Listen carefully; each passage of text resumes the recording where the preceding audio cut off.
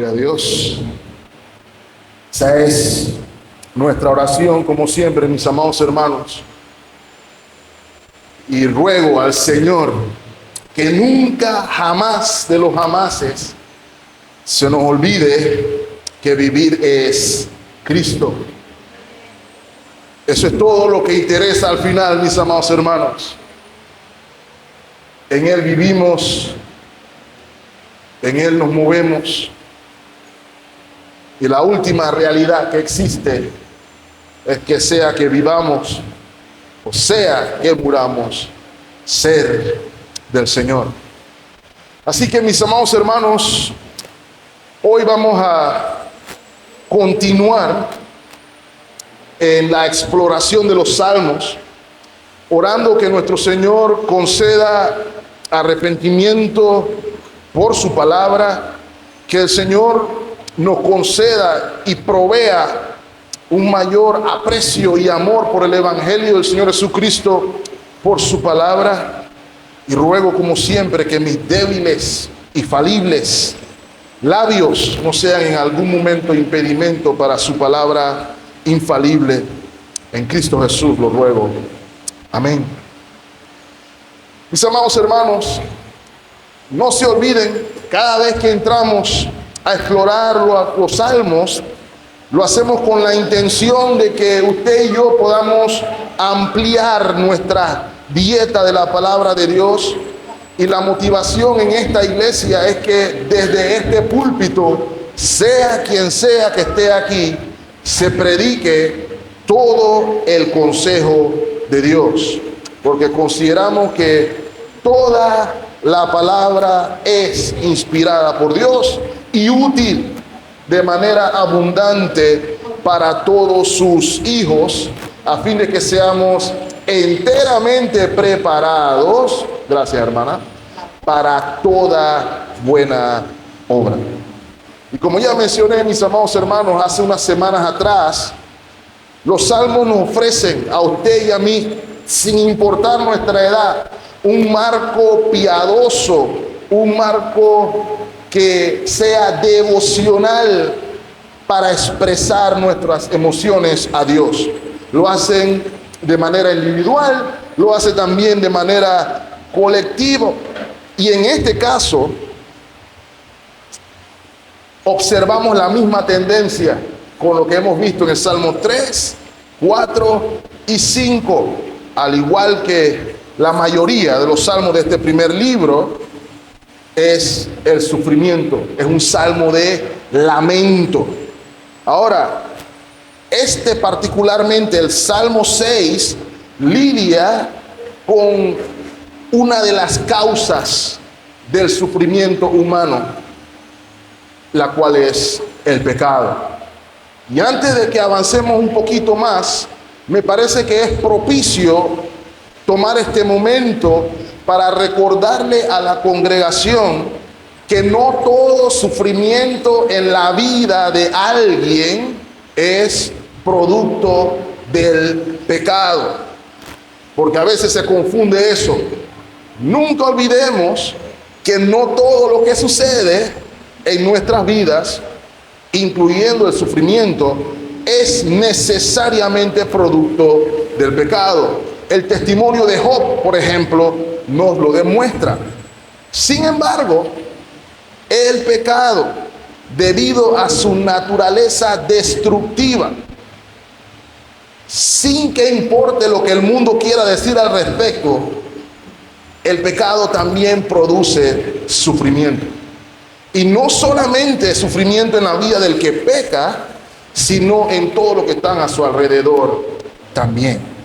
De modo que aun cuando no siempre es la causa, nunca está de más el autoexamen, que creo que es lo que nos está enseñando este salmo también. Es evidente para nosotros porque esta es la realidad de la vida del rey David, ¿cierto? A quien se le atribuye este salmo. ¿Recuerdan cuando vimos el salmo número 3 con nuestro hermano Carlos? Aprendimos que el sufrimiento del rey David estaba ligado directamente a su pecado.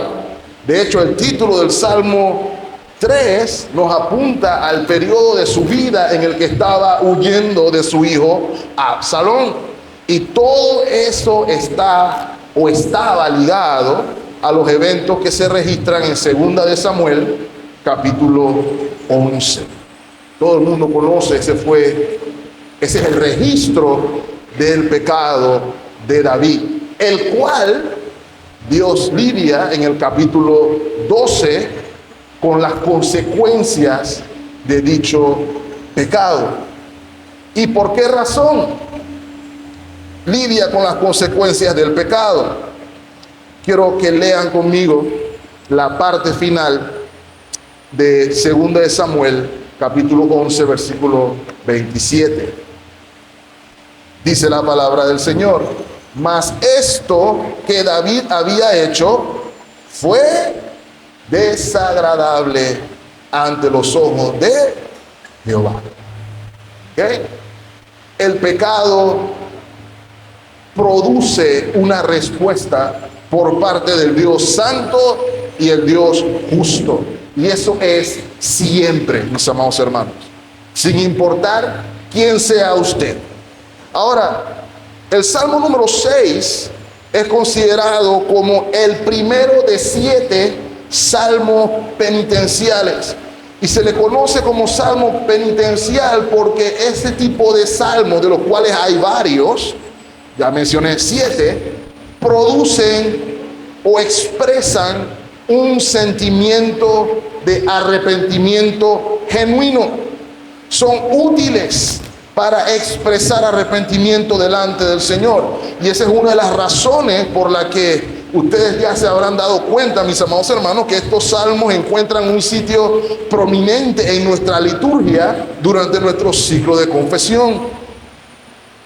Algunas personas dudan del carácter penitencial del Salmo porque cuando leen el Salmo 6 no encuentran la palabra pecado o no encuentran la palabra arrepentimiento, como si lo observamos en el Salmo 38 que leímos esta mañana, ¿cierto? Nota el Salmo 38, versículo 3. No hay nada sano en mi carne a causa de tu ira, ni hay paz en mis huesos a causa de mi pecado. ¿Lo ve ahí? Para algunos, la tristeza que profesa David en el Salmo 6 podría ser producida porque se siente espiritualmente o físicamente enfermo, lo cual es cierto. Sin embargo, aun cuando en el Salmo 6 no aparece la palabra pecado o arrepentimiento, el Salmo 6 tiene la misma estructura del Salmo 38 que leímos hace un momento. David está pidiendo misericordia, David está pidiendo salvación. Todas estas cosas, mis amados hermanos, implican arrepentimiento. Así que vamos a estar viendo aquí cómo el Salmo 6 está lidiando con un problema que no es popular entre los que somos creyentes. De hecho, es un problema que es contracultural. Y es la necesidad que tenemos todos de arrepentimiento. Y cuando hablo de arrepentimiento, mis amados hermanos, no me refiero solamente al arrepentimiento para salvación, sino el arrepentimiento continuo a lo largo de nuestras vidas. De hecho, mi premisa esta mañana, mis amados hermanos, es: el lamento por el pecado debe caracterizar la vida del redimido.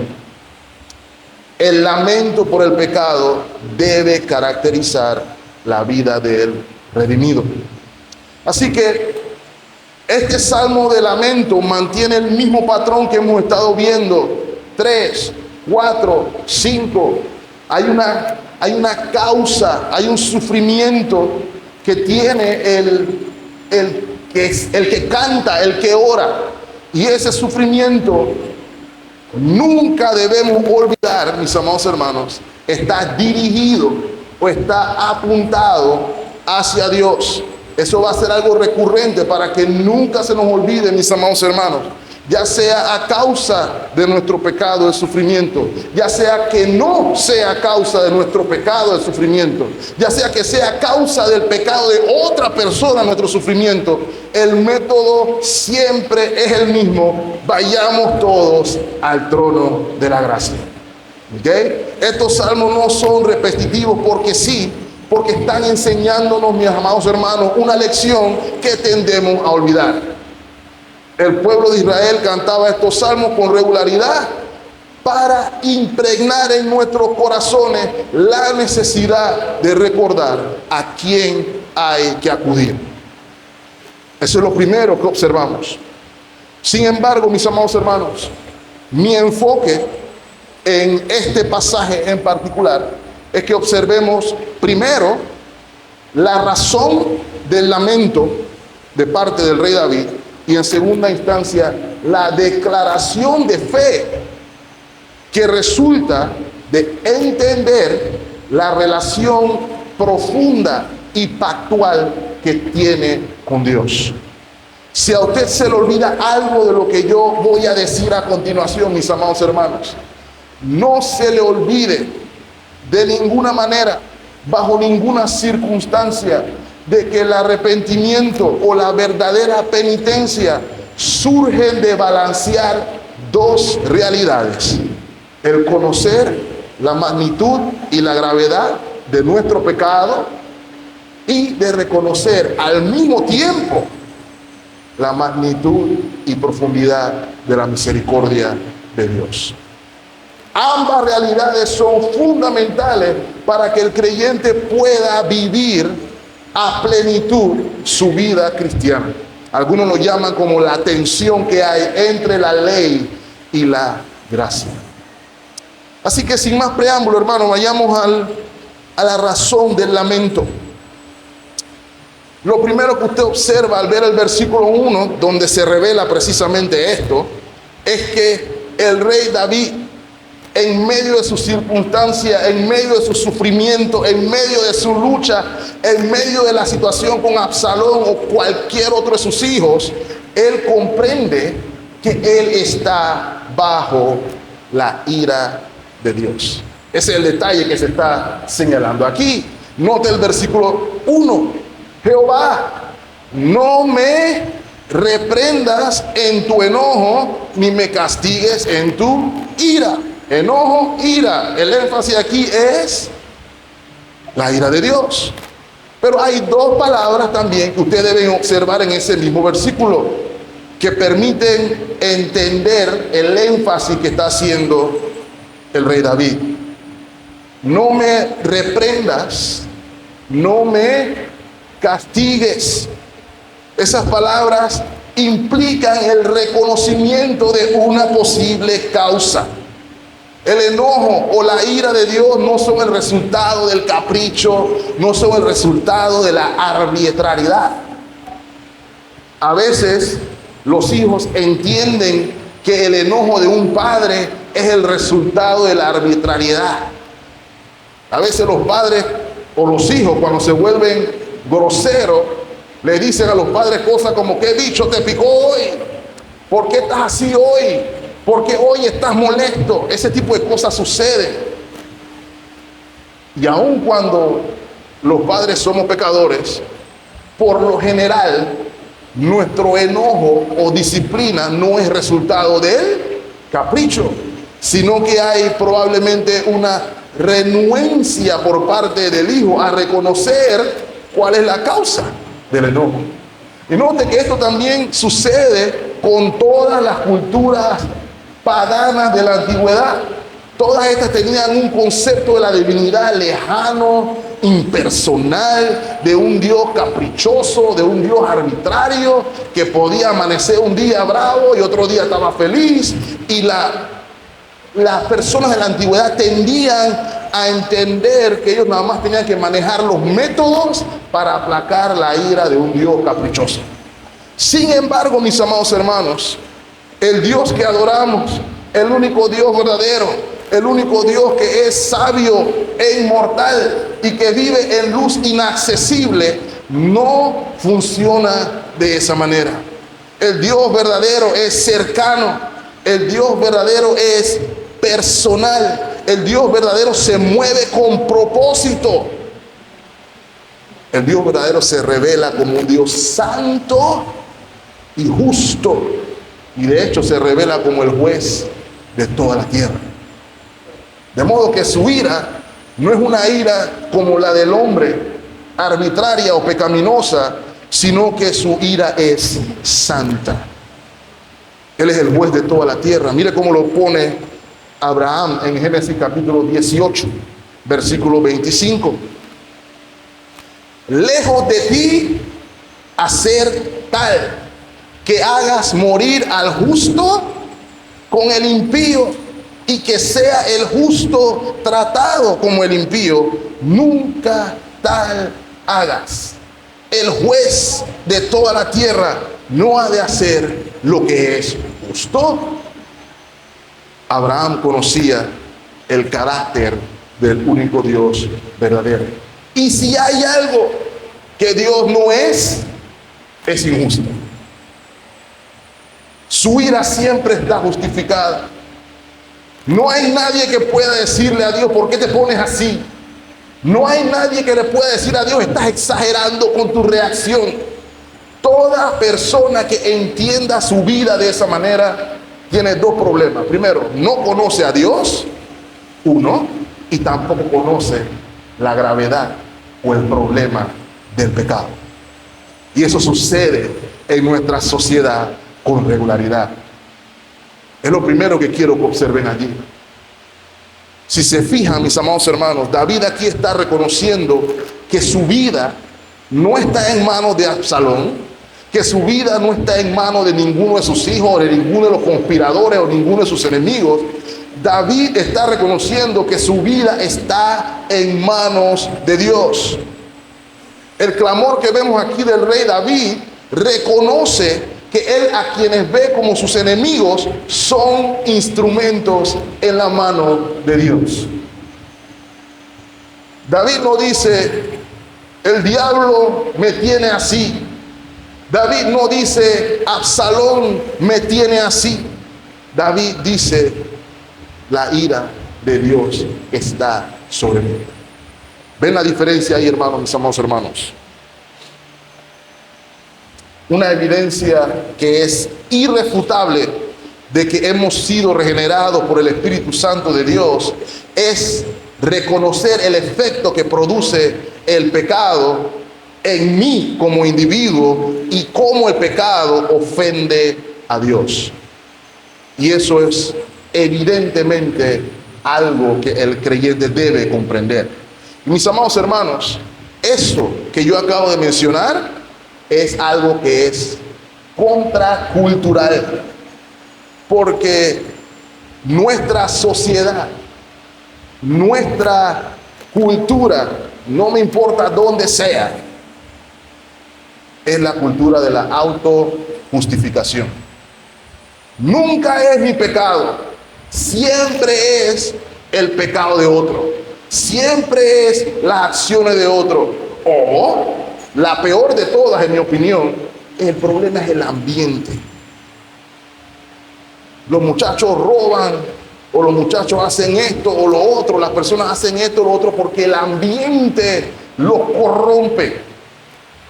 Y mis amados hermanos, sin duda alguna, la imitación es un factor en la vida de todo ser humano. No obstante, deberíamos hacer el análisis todo de que el problema, si el ambiente es el problema, no puede ser que nosotros lo corrompamos. No puede ser. El problema es que el ambiente es algo abstracto, es un elemento abstracto. No existe tal cosa como el ambiente. No es un agente que opera. Lo que opera son seres humanos. El ambiente se corrompe porque hay seres humanos pecadores corrompiendo el ambiente.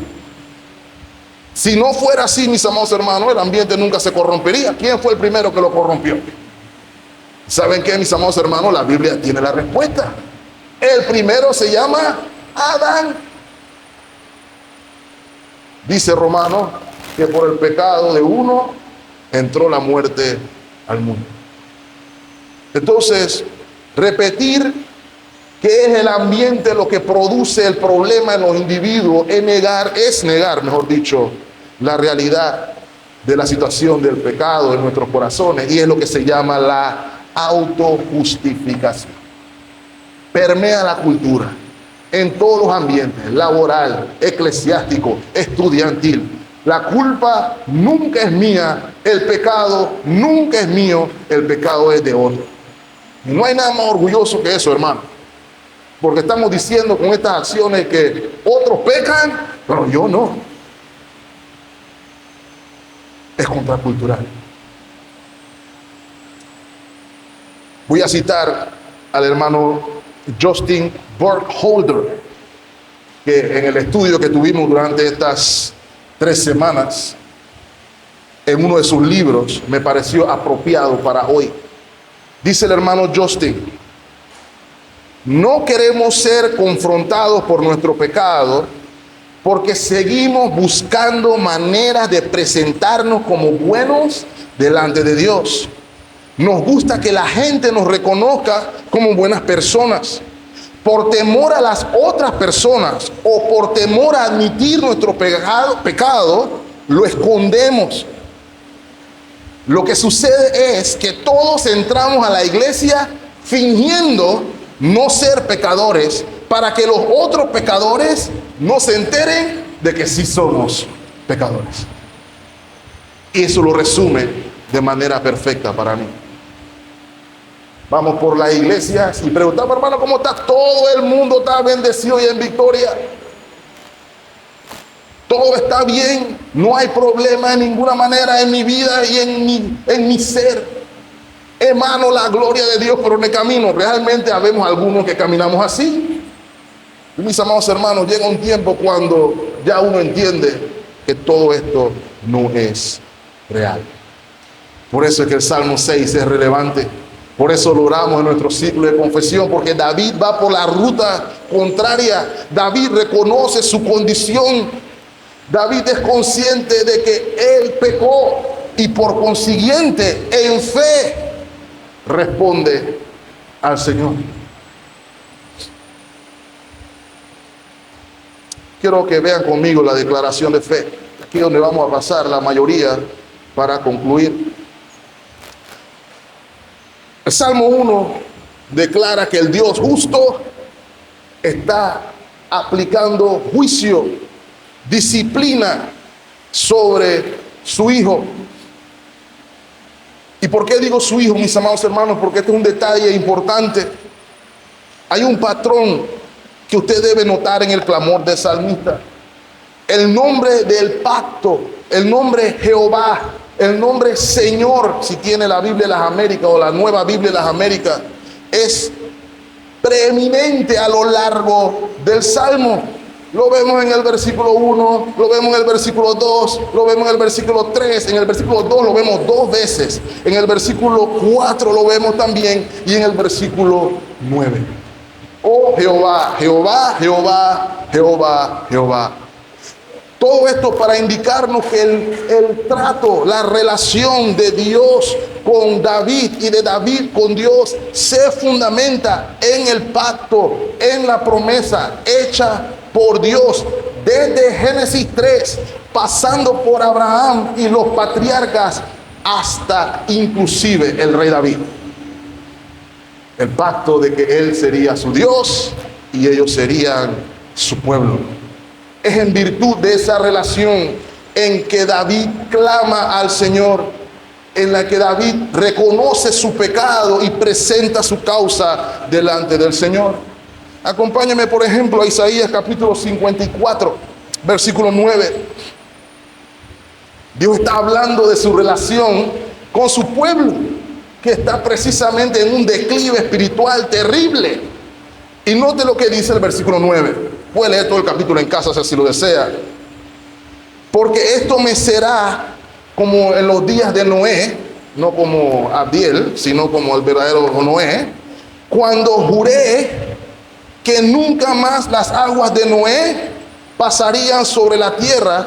Note, así he jurado que no me enojaré contra ti, ni te reñiré. Es en virtud del juramento. Y nota el versículo 10. Porque los montes se moverán y los collados temblarán. Pero note la belleza de esa promesa, hermano. No se apartará de ti. ¿Qué cosa, mi amado hermano? Mi misericordia, ni el pacto de mi paz se quebrantará, dijo Jehová, el que tiene misericordia de ti. Qué bonita la esperanza que tiene el Hijo de Dios, que entiende su condición y que clama al Dios misericordioso que limpia de todo pecado. Es en esa misericordia que se fundamentan todos estos salmos, mis amados hermanos. Es en esta misericordia en la que se fundamenta la declaración de fe del salmista. Y vuelvo y ratifico, mis amados hermanos, una declaración de fe no es irracional, se fundamenta en el conocimiento del Dios verdadero, se basa en el conocimiento del objeto de mi fe. Y Dios dice: yo soy tardo para la ira y grande en misericordia. Y David lo conocía, y como David lo conocía y lo entendía, clama a su Dios. Versículo 2. Ten misericordia de mí, oh Jehová, porque estoy enfermo. Sáname, oh Jehová, porque mis huesos se estremecen. Mi alma también está turbada, muy turbada. Y tú, Jehová, nuevamente, ¿hasta cuándo? Mis amados hermanos, las implicaciones a observar en los versículos 2 y 3 son de que el efecto del pecado es íntegro. No se puede seccionar, no se puede fragmentar. No puedo decir que el pecado nada más afecta a mi cuerpo o nada más afecta mi mente. El pecado afecta todo el ser del individuo. El pecado nos contamina completamente.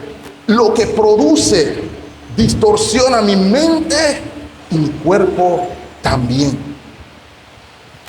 Es lo que está diciendo el salmista aquí. Estoy sufriendo en general o por completo, mejor dicho. ¿Qué tan fuerte es el sufrimiento? Miren el versículo 6, mis amados hermanos. Me he consumido a fuerza de gemir. Miren la imagen que pinta en la segunda parte del versículo 6. Todas las noches inundo de llanto mi lecho. Probablemente usted ha puesto 3 o 4 gotas en la cama o en la almohada en algún momento. Pero mira lo que está diciendo David: mi cama está inundada, mi cama está todo mojado. Es lo que está diciendo técnicamente hablando. Con mis lágrimas, dice el versículo 7, mis ojos están gastados de sufrir, se han envejecido a causa de todos mis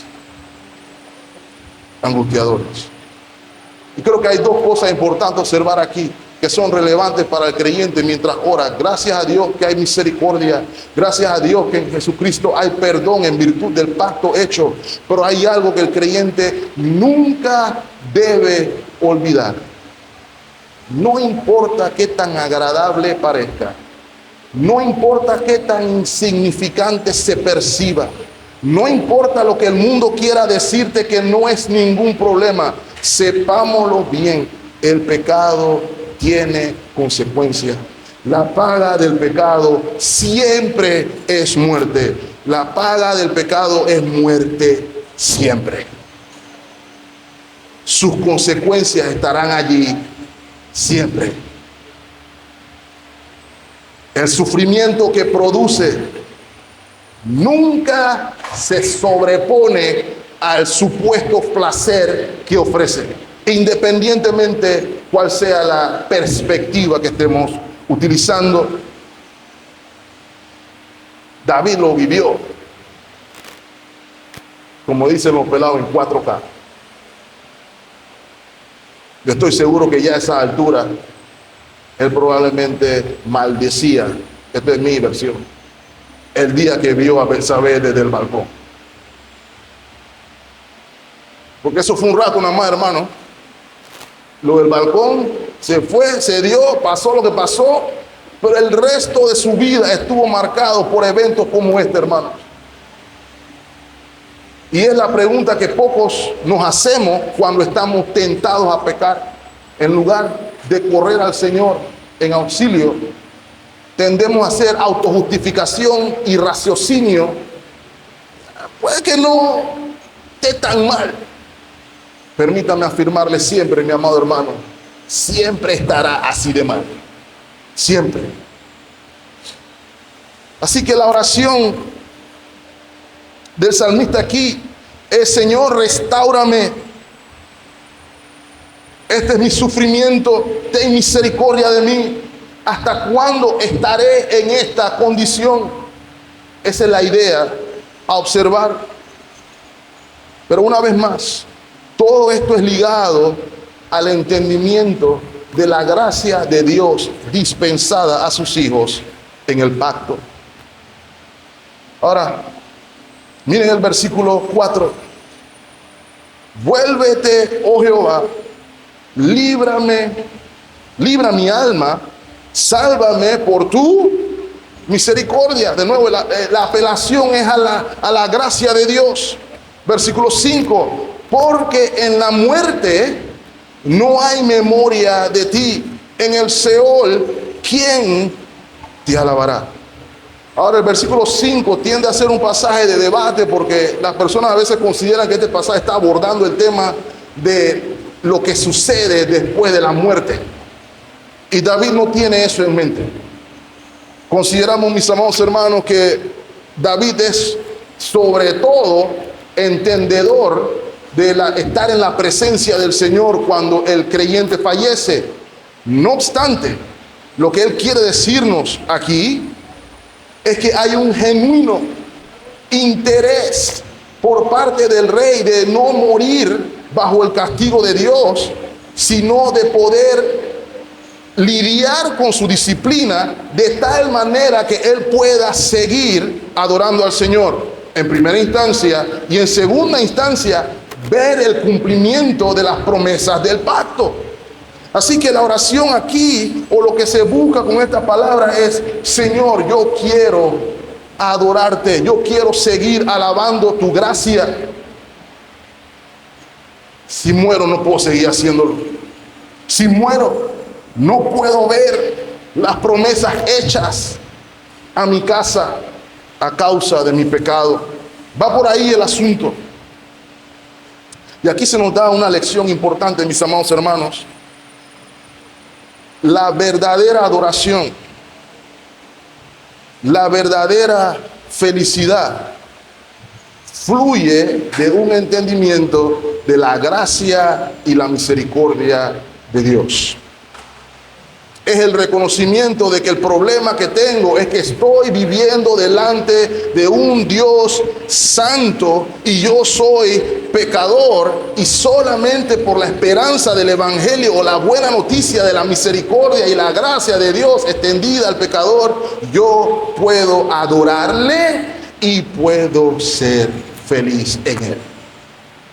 El problema que sucede muchas veces, mis amados hermanos, con el evangelio ligero que hablamos en nuestros días, es que no hay espacio para el arrepentimiento, no hay espacio al reconocimiento de que estoy delante de un Dios santo. ¿Por qué? Utilizamos la famosa frase, ustedes me escucharán: Cristo te ama y tiene un maravilloso plan para ti. Eso suena bonito, mis amados hermanos, pero no es el mensaje del evangelio. La persona no se encuentra con la realidad de que vive delante de un Dios santo y de que su acción, su rebelión ofende a dicho Dios santo, y que la única manera en que él pueda reconciliarse con ese Dios santo que ofendió es a través de la disposición, a través de la provisión que hizo Dios para ese pecador, Jesucristo hombre. Esa es la diferencia. La esperanza del evangelio se vuelve esperanza cuando soy consciente de mi condición. Eso es lo que está diciendo aquí. Yo puedo adorar al Señor porque sé que fui perdonado. Sé que fui objeto de la misericordia del Señor. Dice el puritano Thomas Boston: ciertamente la corrupción está arraigada en nuestro corazón, entretejida en nuestra naturaleza, se ha hundido profundamente en nuestra alma y solo podrá ser removida mediante un milagro de gracia. Mis amados hermanos, nosotros vamos a participar de la mesa del Señor. Y en muchos contextos, la mesa del Señor se entiende como una obra de dignidad, como un derecho adquirido. No obstante, mis amados hermanos, cada vez que nos sentemos a la mesa de la comunión, recordemos que nuestra corrupción, que nuestra iniquidad fue limpiada para que tengamos comunión con Dios en virtud del don de la gracia. Solamente en virtud del don de la gracia. A partir de ahí, en los versículos del 8 al 10, en su declaración de fe, el salmista se enfoca en que Dios escucha a sus hijos. Dice la Escritura que Dios no escucha a pecadores. Él solamente tiene oídos para los que son suyos, aquellos que lo son por la gracia. Miren lo que dice el versículo 8. Apartaos de mí todos los hacedores de iniquidad, porque Jehová ha oído la voz de mi lloro. Jehová ha oído mi ruego. Jehová ha oído, ha recibido, mejor dicho, mi oración. ¿Lo ve allí? Todo lo que se ve aquí se fundamenta en el hecho, una vez más, comunión con Dios por medio de la fe. Versículo 10. Se avergonzarán y se turbarán mucho todos mis enemigos, se volverán y serán avergonzados de repente. Nunca olviden, mis amados hermanos, que la razón por la que Él ora así no es necesariamente para que nosotros oremos que nuestros enemigos se vayan avergonzados delante de nosotros. Recordemos que el contexto de David aquí es literalmente alguien está tratando de usurpar el trono. Usurpar el trono significa que el cumplimiento de la promesa hecha a él y a su linaje está en peligro. Así que es el rey David el que está hablando aquí. El peligro es el trono de Judá. El peligro es la promesa del pacto. David quería entregar el trono a Salomón, pero había una lucha interna ahí. ¿Quién se iba a quedar con el trono? ¿Quién iba a ser heredero del pacto? ¿Saben por qué digo esto, mis amados hermanos? Quiero tomar los últimos segundos o minutos que me quedan en cómo este pasaje nos muestra a Cristo, mis amados hermanos, y que podamos meditar mientras participamos de la cena su implicación y cómo nuestras vidas deben estar marcadas por esa tensión de reconocer nuestra condición para aferrarnos a la gracia de Dios. Este salmo, mis amados hermanos, lo cumple a cabalidad el Señor Jesucristo para usted y para mí. Usted recordará que el profeta Isaías habla del Mesías como el siervo sufriente. El ministerio del Mesías estaría marcado por el sufrimiento a causa del oprobio de los que supuestamente eran los suyos. Y puedo decir más todavía, mis amados hermanos. El profeta Isaías describe al Señor Jesucristo o define al Mesías como varón de dolores. Todos hemos escuchado esa frase, ¿cierto? Su ministerio iba a ser marcado por el dolor. Nuestro Señor Jesucristo sufre todas las palabras de este salmo.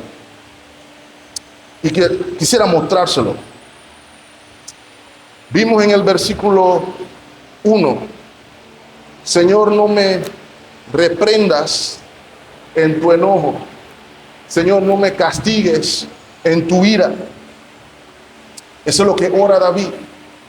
Pero en el momento de la pasión, usted y yo podemos recordar en el huerto de Getsemaní, vuelvo y repito, la frase del Señor Jesucristo: pasa de mí esta copa. No quiero pasar tu ira, no quiero pasar tu enojo. Es lo que dice Mateo 26:39, ¿cierto? Yendo un poco adelante, se postró su rostro y orando y diciendo, Padre mío, si es posible, pase de mí esta copa, pero no sea como yo quiero, sino como tú. Eso suena a David diciendo, no me reprendas en tu furor. Allí mismo, mis amados hermanos, en Mateo capítulo 26, versículo 38, cuando David dice que su alma está agobiada y turbada, mire lo que dice el Señor Jesucristo en ese momento en Getsemaní: mi alma está muy triste hasta la muerte. Quedaos aquí y velad conmigo. Y hay una más, mis amados hermanos, para que veamos aquí lo que está pasando. En el versículo 8 y el versículo 9, David le dice a sus enemigos, apártense de mí los que hacen, ¿qué cosa? Iniquidad. Esa palabra la hemos escuchado en el Nuevo Testamento, ¿cierto? Nuestro Señor Jesucristo en Mateo 7:23 declara a todos aquellos que digan en aquel día, Señor, Señor, nunca os conocí, apartados de mí, hacedores de maldad. ¿No ven ahí? Hay tres cosas que quiero mostrarles en las similitudes y cómo este Salmo 6 nos habla de la obra de Cristo y nos habla del Evangelio. Mi amado hermano, el mismo oprobio que sufre David aquí, lo sufre nuestro Señor Jesucristo. Pero hay una diferencia. David está sufriendo por su pecado. El Hijo del Hombre vino a sufrir por tu pecado y por mi pecado. Él es el que está sufriendo el castigo de Dios. Él es el que está sufriendo el enojo de Dios. Él es el que clama al Señor por usted y por mí. ¿Con qué propósito, mi amado hermano? Que tal como David, usted y yo podamos decir al Señor, ten misericordia, sálvame de mi iniquidad. Tuvo un alto costo mi salvación y la suya, mis amados hermanos. Cuerpo quebrantado, sangre derramada, para que usted tuviera el privilegio de ir delante del trono de la gracia, de que usted pueda confesar su pecado y ser limpio de su pecado, que no tenga que continuar en el sufrimiento que produce el pecado, sino que encuentre la libertad del pecado que solamente Cristo concede. Pero que nunca olvidemos que aquellos que rechazan la gracia de Dios, aquellos que dan la espalda al sacrificio hecho por el Cordero de Dios, toca sufrir lo mismo, porque sépalo, el Padre escuchó la oración del Hijo también, y todos los que hacen iniquidad enfrentarán la ira del Cordero. Ese no tiene que ser tú, solamente tienes que venir a Cristo en arrepentimiento y fe. Y encontrarás la misma misericordia de la que clama David. Encontrarás el mismo pacto de amor que encontró David. Gracia abundante para todo aquel que cree. De modo, mis amados hermanos, que quiero cerrar con 2 puntos de aplicación. El primero es el siguiente. Hemos analizado, hemos observado, hemos examinado qué pecado puede estar trayendo angustia a mi vida. Hemos considerado nuestro actuar, hemos examinado nuestro caminar delante de la palabra de Dios, delante del Señor, y hemos concluido que es pecado lo que me incomoda, o es pecado lo que me afecta, o es otra causa. Como ya mencioné, mis amados hermanos, es importante sacar un espacio para reconocerlo. Miren lo que dice 1 Corintios 11:31. Si pues nos examinásemos a nosotros mismos, dice el apóstol, no seríamos juzgados. Pero dice el versículo 12, mas siendo juzgados, somos castigados por el Señor para que no seamos condenados con el mundo. ¿Qué quiero decir con esto, mis amados hermanos? Que rechacemos lo que el mundo nos dice, que seamos autoexaminadores de nosotros mismos y que podamos ser de los que no se autojustifican, sino que reconocen su pecado delante de Dios y de quien tengan que hacerlo, porque solamente en el reconocimiento de mi condición puedo valorar la misericordia que se extiende por mano de Dios. Porque a Dios no lo podemos engañar. Dios conoce lo que hay en el corazón. Dios sabe cuál es la realidad de mi ser. Dios sabe que mi apariencia de piedad a Él no le impresiona. Un corazón contrito y un corazón humillado no desprecia el Señor. Jehová atiende al humilde y mira de lejos al altivo.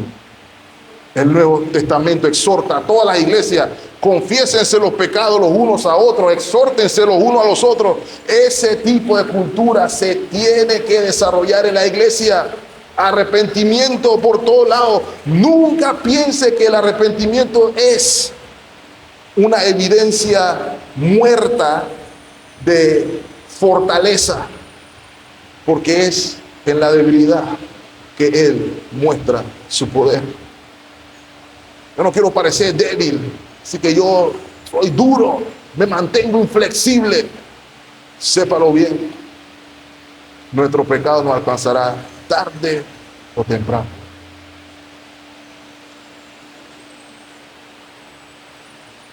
En la segunda pregunta, ¿es la autojustificación la causa de nuestra falta de arrepentimiento? Sale de mi boca todo el tiempo: fue la culpa de fulano, fue la culpa de mengano, fue este, fue el otro. La realidad, mis amados hermanos, que la autojustificación es lo que la Biblia llama orgullo.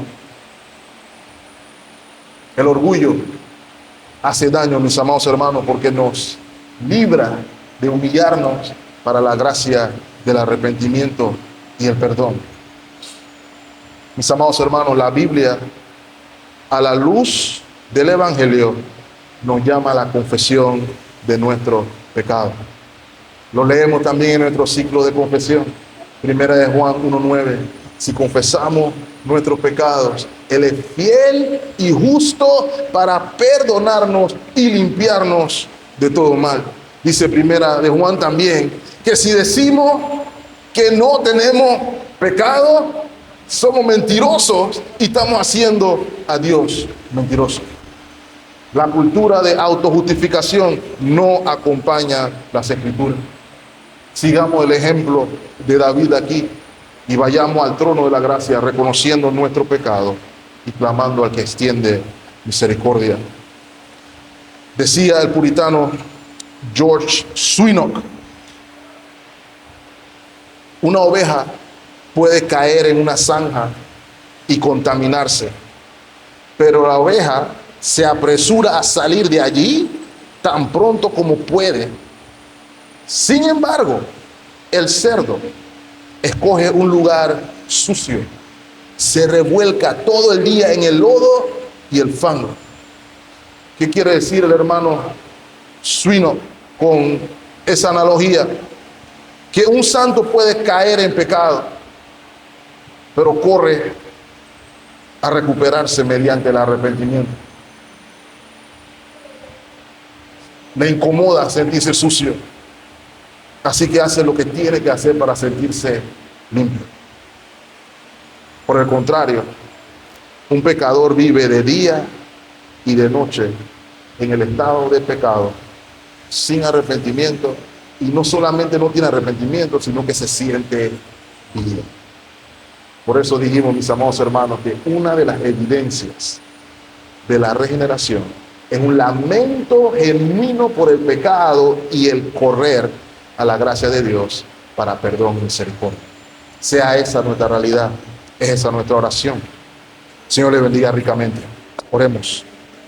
Señor nuestro, gracias por recordarnos la gracia que tú derramas para aquellos que en virtud del pacto has salvado en Cristo Jesús. Señor, líbranos, te rogamos, de cualquier vicio, de cualquier vestigio siquiera de la autojustificación. Ayúdanos, Señor, te rogamos, a reconocer en nuestras vidas aquellas cosas que producen tu disciplina, aquellas cosas que producen tu castigo, aquellas cosas que te desagradan, y que podamos, Señor, en arrepentimiento y fe, apartarnos de ello, primeramente para la gloria de tu nombre, por amor a tu gracia, y en segunda instancia para nuestro beneficio personal. Ayúdanos a comprender, Señor, la amplitud del Evangelio, la gracia que es dada para todo aquel que cree. Ahora que participamos de la mesa, que podamos recordar que es por tu amor, no por ningún mérito, que somos partícipes, sino de tu gracia y misericordia por la cual tenemos comunión contigo. Ayúdanos, Señor, a amar como tú nos has amado. Ayúdanos, Señor, a reconocer nuestras debilidades y buscarte en amor y en gracia para salvación. Es en Cristo Jesús que pido estas cosas. Y el pueblo de Dios dice, amén.